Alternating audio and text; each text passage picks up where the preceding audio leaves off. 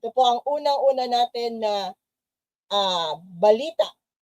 Baka hindi nyo napansin, kaya nga pinapapansin namin sa inyo.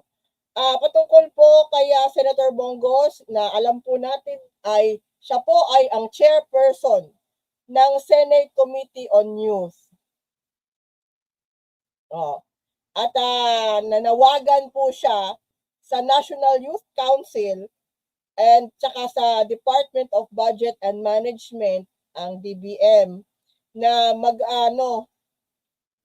dapat gamitin na daw ang mga funds na allocated ng Kongreso para sa mga kailanganin ng mga ating mga kabataan patungkol sa mga youth programs, particular na yung ina-address po yung mental health at saka bullying. At minamadali po niya, urgent implementation siya. Yan ang gusto ni Senator Bongo. I think itong mental health ay itong mga usapin na kailangan po i-address at tutukan ng pansin ng mental health ng mga kabataan, patungkol po to sa mga recent na mga nababalita na yung mga nagpapatiwakal po ng mga teenager. Yun po, meron pong mga ganun na issue ngayon at hindi lang po natin alam kung ano ang eksaktong incidence rate ng ang suicide po dito sa ating bansa. Pero yun na nga, nakakabahala din po na may mga nababalita sa mainstream media na may mga nawawalang mga bata at natatagpuan na lang na walang buhay. Hindi dahil sila ay nadisgrasya or nagkasakit, kundi nakikita po na nagpatiwakal, may mga senyales po sila ay nagpatiwakal. Mga batang-bata pa po, kung ang ating mga kabataan ay nag-iisip ng yung ganun na klase ng mga solusyon sa mga problema, lalo na yung mga depresyon, nakakabahala po yun talaga. Kasi hindi po natin yung mga problema po na ganung klaseng mga problema ay usually po nung sa kapanahonan ko, nararanasan po ng mga yung may edad na, yung mga depression. Ngayon po, tila ba bumababa po yung edad na nakikitaan po ang populasyon natin, ang generation ngayon ng yung kahinaan ng loob at saka depression. At alam po natin na ang depression ay hindi nakikita basta-basta. At dati-dati, nung kapanahonan namin, yung mga ganyan na klaseng problema, hindi pinag-uusapan. Hindi na pag-uusapan sa society. Siguro, dahil nakakahiya din na bakit naka-depress, kasi hindi yan yung usual na sakit ang mental health noong mga panahon ng mga siguro 70s, 80s. Hindi po masyado pa ang mental health noon. Ngayon po ang mga kabataan ngayon exposed na po sa madaming mga bagay na wala noong mga kapanahonan namin. At lalong-lalo na po ang technology ngayon at alam na po natin sa kaakibat ng technology, kagaya na sa social media, yung cyberbullying po, malaganap. Laganap po ang cyberbullying. At meron talagang mga kwento, may mga instances na dadala ang mga kabataan na sa mga pag binabash sila, cyberbully sila online, naapektuhan po yung kanilang psychology. Ganun na po ang kahit dati-dati, nung hindi pa po, wala pa po internet, nakaranas po kasi ako ng walang internet, walang social media, walang Facebook. Walang pisikalan po ang bullying noong unang panahon. Pisikalan. Ngayong mga sa kabaguhan na panahon, ang bullying po pwede na madanas online. At yun na ang problema is kahit po yung physical bullying at yung online bullying, cyberbullying, ang problema ay sometimes or most of the time parehas po yung resulta. Ano yung nasasaktan nasasaktan yung receiver at may mga chances na makaisip siya ng gumawa ng hindi maayos. Yun nga, yung kagaya ng sinasabi ko na pagpapakatiwakal dahil sa depression, dahil binubuli ng mga kilala niya, ganun, hindi siya lumalaban, ganun, kasi natatakot siya. So, well, ayoko man, hindi ako supporter po ni Christopher Bongo, pero sa itong panukala na to, sige, i-push natin yan. Lalong-lalo na yung sa mental health. Importante po. Kasi meron nga talaga pong nababalita na gano'n na mga insidente na involve ang mga bata, ang youth. Tapos, naawa po tayo sa mga magulang. Nakakaawa ng mga magulang, hindi rin nila alam kung bakit yung kanilang anak ay nagawa yung ganun. So, sige. At kahit na may gera sa Iran, pwede naman din to pagtuunan ng pansin. Kasi nga po, may tinatawag po tayong multitasking. Yung ayaw lang tumanggap yung ayaw hindi nakakaintindi ka ng ibig sabihin ng multitasking ay yung mga tao na sinasabi natin na one track mind na kung hindi nila kung hindi ito parang isang bagay lang sila nakatingin. The others hindi sila yung tipo na consider ng ibang mga paraan. Kung sa kanila ay wala na silang pag-asa, doon na lang sila sa walang pag-asa. Hindi nila iniisip na meron pang ibang paraan or ibang solusyon sa problema. Kasi ayaw na nila maghanap. Kasi ayaw na lang tuunan ng ibang pansin yung kanilang tinututukan, pinufokusan. So, yung mga taong klaseng ganon, hindi po yun magaling maglaro ng kahit anong strategic gameplay. Hindi marunong mag-chess. Yung mga ganun na tao, hindi marunong tumingin sa isang bagay na alam agad kung ano ang gagawin, kung ito yung gagawin niya na paraan, kung ito yung gagawin niya na paraan, kung ito yung gagawin niyang paraan. Sa larong chess po, kagaya ng ganito na sitwasyon na bakit si Bongo hindi binabatikos ng sariling mga DDS niya, mga supporters niya na tinutuunan ito ng pansin kahit may sa Iraq, sa Iran, may gera sa ibang bansa, sa ibang at nauubusan na tayo ng mga gasolina. Pero wala kami narinig na batikos ang mga DDS sa itong panukala ni Senator Bongo. Yung kanya yung isa man niyang compared naman si Senator Bongo kay Senator Robin Padilla na ewan ko ba, si Senator update ko lang po, si Senator Robin Padilla ay nananawagan na maging independent country na daw tayo para daw tayo ay maiwas sa oil crisis. Hindi yata naintindihan ni Senator Robin Padilla kung ano yung naganap noong June 12. Ano yung sineselebrate natin every June 12 po ng taon. Hindi siguro aware si Senator Robin Padilla. At isa po pong panukala ni Senator Robin Padilla na walang kabuluhan, di gaya nito kay Senator Bongo, yung parang bang gusto niya tayong girahin natin ang Sabah. Kasi madami daw doon langis. Gusto makipag-away ni Senator Robin Padilla sa Malaysia, Indonesia, o saan ba nakakabit yung Sabah, di ba, Malaysia. gusto pa yata tayo makipag-away. Hindi solusyon sa problema natin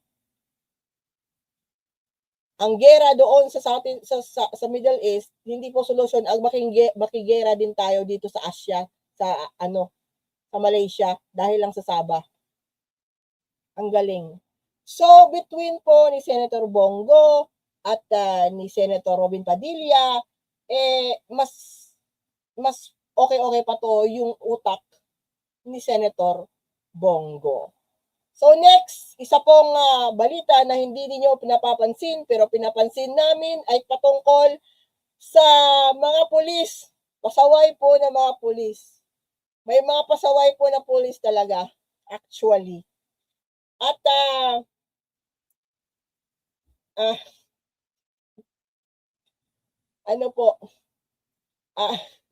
naka-aresto po ng 174 na pasaway. Nagkaka-fighting isabong. At yun ang nakakatawa.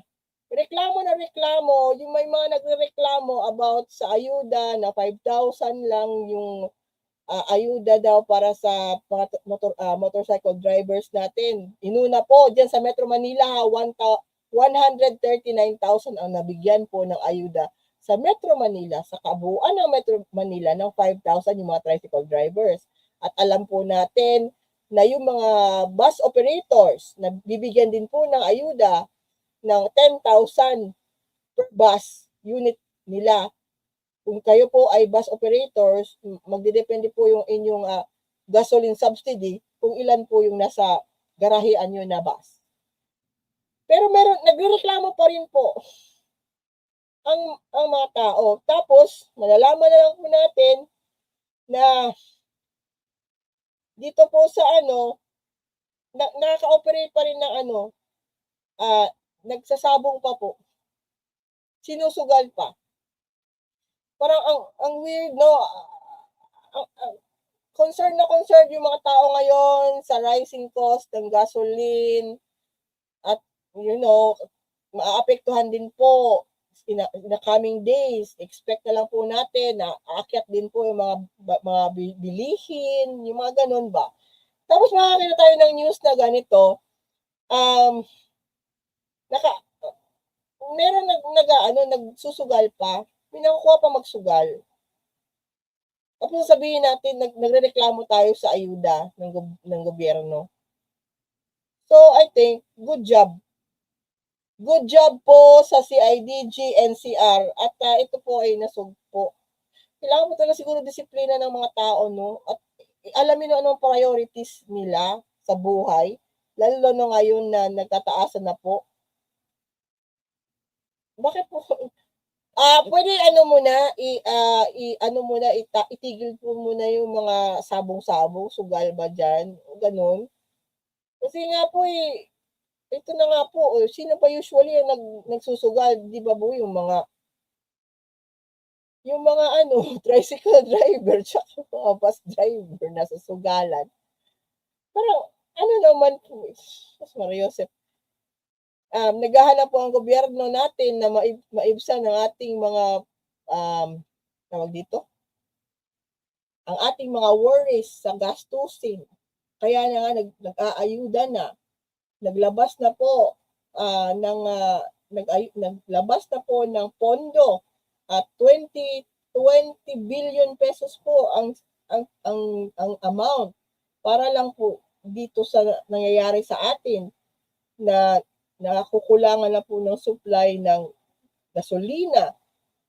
Buti na lang po dumating yung isang oil tanker na galing sa Russia na dala-dala po 700,000 barrels ng crude oil. Makakatulong po yun sa supply natin for the next 45 to 60 days. At inaasahan sana natin na hindi na tatagal ng ganun katagal ang gera sa Iran kasi hindi po natin yun fight. Yung sa Iran po, hindi po natin yun fight. Pero naapektuhan na po tayo. At tayo po ang kauna-unahang country sa buong mundo na nag-announce na po, na nag-declare na po tayo ng national emergency na due to the oil crisis. Tayo po ang first country in the entire world na nag-sound off na kahit meron pa tayong supply at may darating pa ng mga supply ng crude oil galing sa Russia, galing sa iba pang sources na hinahanap ng paraan ng ating gobyerno. Tayo po tayo po yung pinakauna-unahan ng country na nagnanawagan na apektuhan na tayo kung ano nangyayari doon sa Middle East, sa kanilang gera doon. Na hindi tayo kasali sa gera, hindi tayo kasali sa gera. Tayo lang ay malayo po tayo doon. Pero naapektuhan po tayo. Ang supply natin naapektuhan yung presyo ng ating mga bilihin. Realidad po yan. At ito po sana ang ating intindihin ha. Yung nangyayaring krisis sa atin dito ay hindi po kasalanan ng gobyerno. Hindi kasalanan ni Presidente. Hindi niya kasalanan.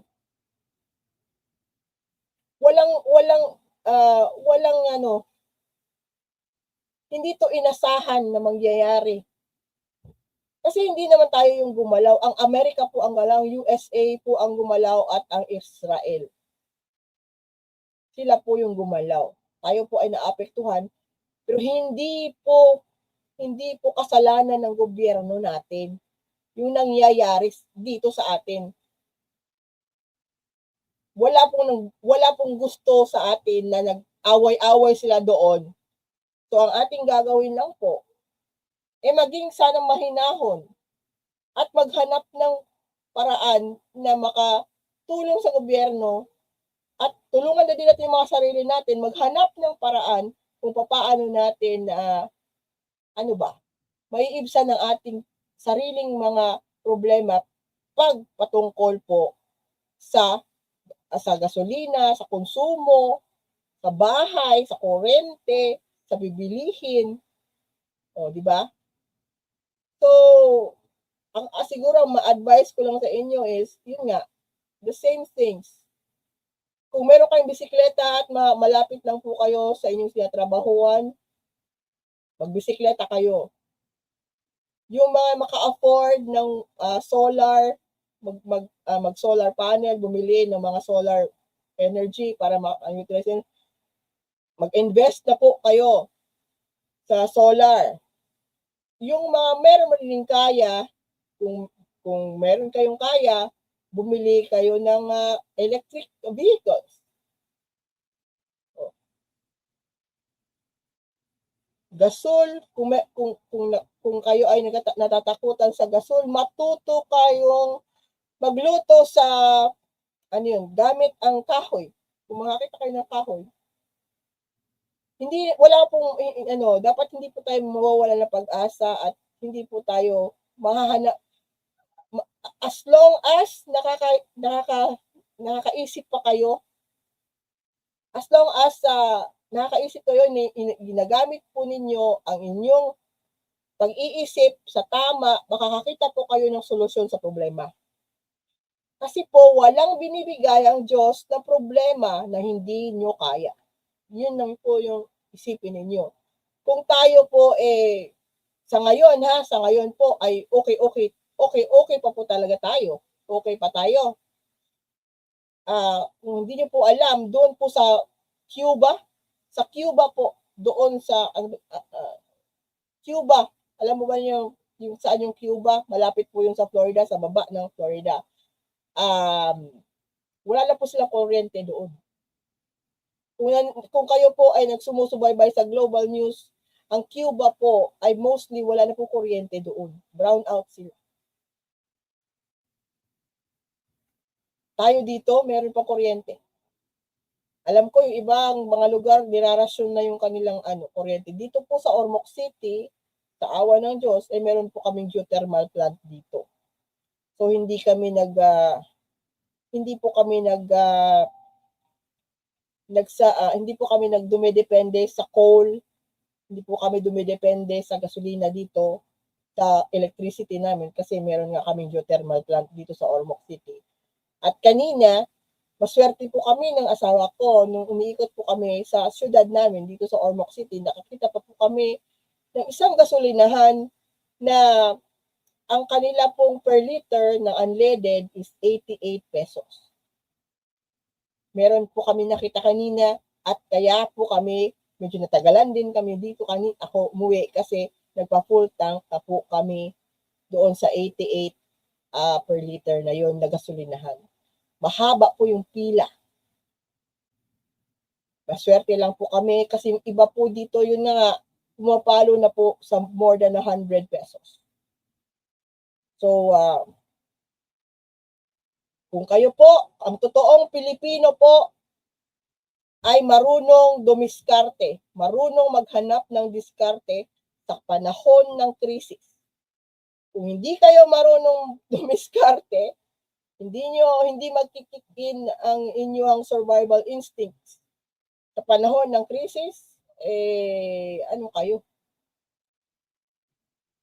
Ano kayo? Paano yan?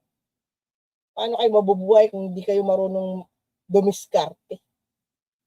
Sa tamang paraan, of course, hindi yung paraan na yung masamang paraan ha. Kasi masama din po yung nakakatapak tayo sa kapwa natin na dumidiskarte rin para mabuhay, di ba? Respeto lang, di ba? So, good job. Pero itong mga nag-isabong, ito 174 na arrested dito sa Manila Coliseum na to. Paki-check po kung mga tricycle drivers yung mga yan or mga bus drivers yung mga yan po. Kasi kung itong 174 na itong naaresto na to na mga sabungero, isabong, kung mga tricycle drivers po yan or kung ano ba yan, mga super yan, ay i-penalize nyo po. Kasi sigurado yung pinagamit niyang pangpusta dyan, alam niyo na kung saan galing. So, next po ay ang mga balitang hindi po ninyo napapasin, kaya pinapasin natin ay patungkol po sa ito po, Department of Energy. At yun na nga, ang ating Department of Energy, ito po ay isasama ko po ito mamaya kasi gumagawa po ako ng write-up about sa uplift. I-explain ko po doon sa aking page kung ano po yung uplift. Ito na dulot nung bago lang na pinirmahan ni PBBM na EO, yung bang pagdedeklara sa ating bansa na state of national emergency dahil nga sa oil crisis ngayon. Ito po ay good news na bibigay ko sa iyo galing po sa Department of Energy. Meron po silang strategic fuel program. Ito yata po yung gusto. Ito po yata yung kinagalit ni Senator Loren Regarda.